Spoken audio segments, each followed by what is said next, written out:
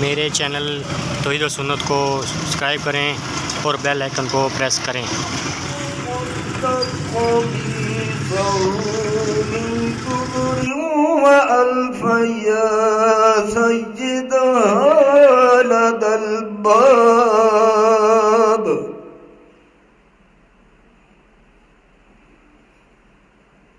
قالت ما جزاء من أراد بأهلك سوءا إلا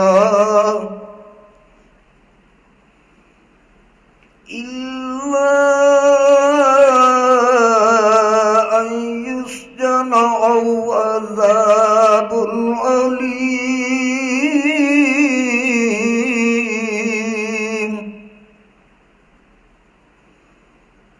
قال هي راودتني عن نفسي وشهد شاهد من أهلها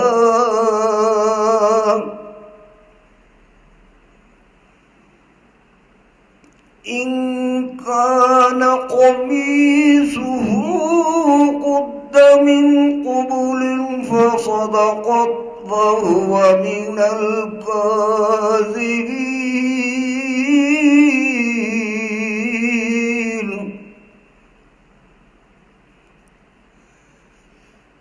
إن كان قميصه قد من دبر وكذبت فهو من الصادقين.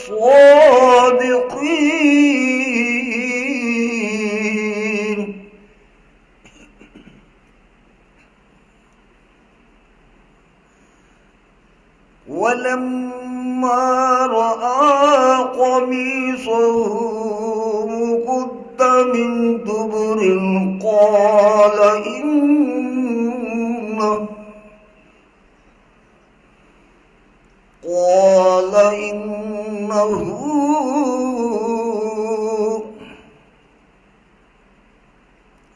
صدق الله العظيم.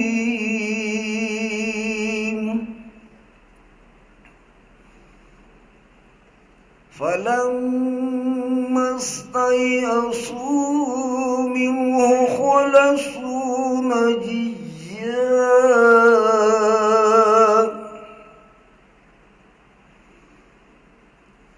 قال قبيرهم ألم تعلموا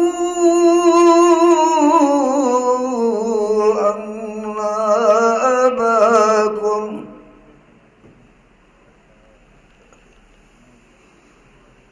قد أحض عليكم موثقا من الله من قبل ما فرطتم في يوسف